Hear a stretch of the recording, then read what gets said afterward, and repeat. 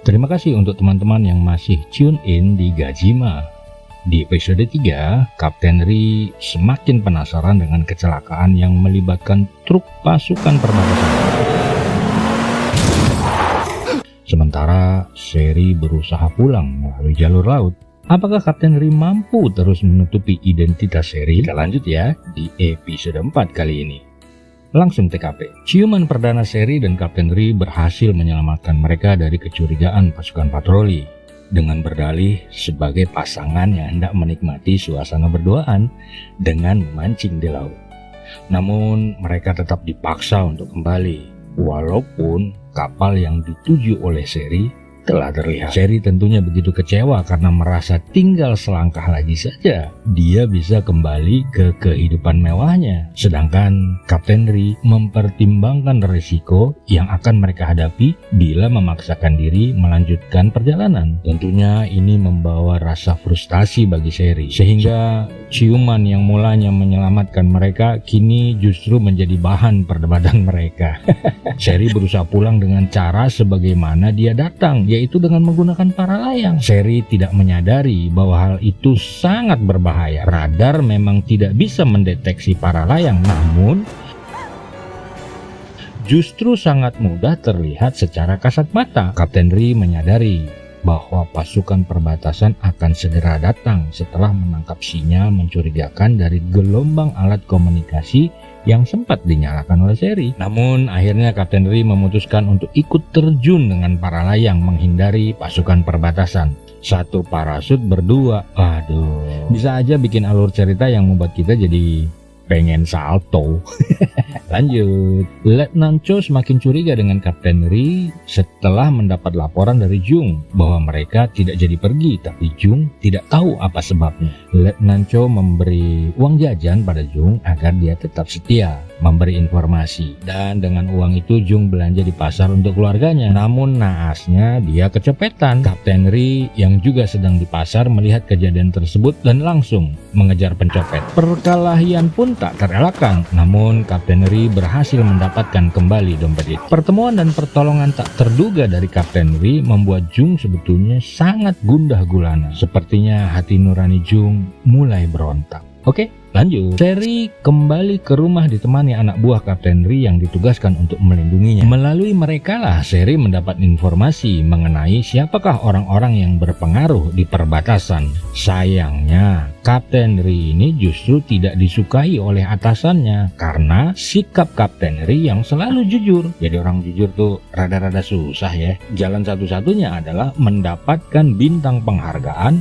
dari kolonel agar Kapten Ri lebih punya kuasa. Oleh karena itulah Sherry mulai mengatur strategi untuk mendekati istri kolonel yang juga menjabat sebagai ya otomatis ya kepala komplek, emak-emak super kepo. Sherry datang di acara ulang tahunnya dan terus memuji kecantikan istri kolonel. Hei, bisa aja. Sebagai pengusaha di bidang fashion dan kosmetik, Sherry memanfaatkan pengetahuannya untuk mendekati istri kolonel. Ditambah saat mereka ditawari kosmetik oleh pedagang, rupanya yang mereka dapatkan adalah justru produk dari Sherry's Choice. Ya udah, Sherry langsung cerita panjang lebar tentang manfaatnya. Padahal pedagangnya sendiri tidak menguasai hal tersebut. Sampai-sampai Sherry menegur pedagangnya agar lebih mengetahui detail dari produk yang dia jual. Segitunya mentang-mentang produk sendiri ya.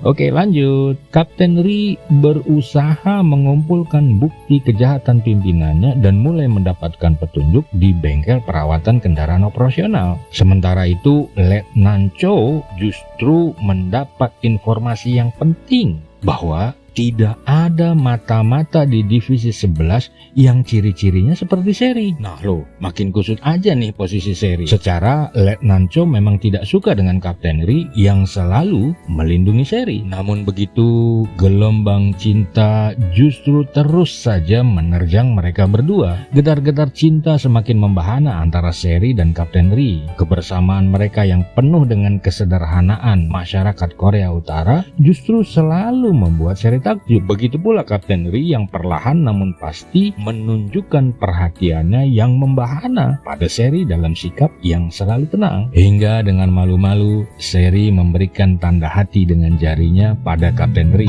Ini membuat heboh Jumok dan Sersampio. Oke, lanjut. Sementara itu di Korea Selatan, ayah Seri justru menunjuk Sehyung sebagai pengganti Seri.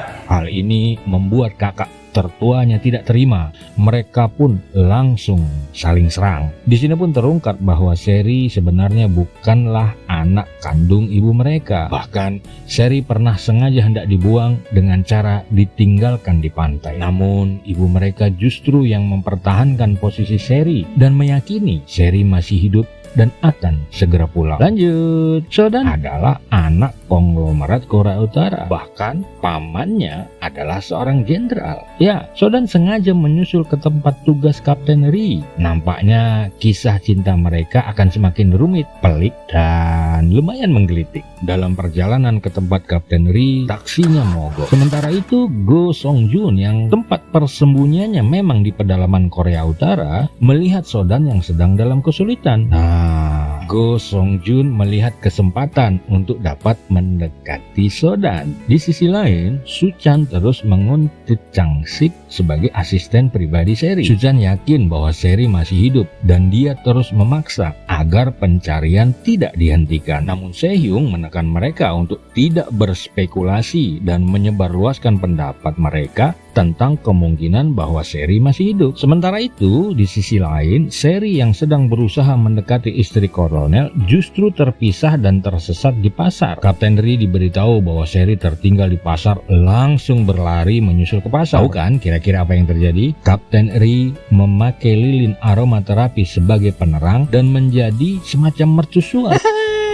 Bisa aja nih film bikin adegan yang romantis. Serunya lagi, ini ada pelintiran cerita nih. Rupanya Kapten Ri dan Seri pernah bertemu di Swiss yang pada saat itu Kapten Ri bersama dengan tunangannya, Sodan. Sementara saat itu Seri nampaknya sedang mengalami depresi. Sedangkan hubungan pertunangan Ri dengan Sodan sepertinya tidak berjalan lancar karena rupanya mereka dijodohkan oleh orang tua.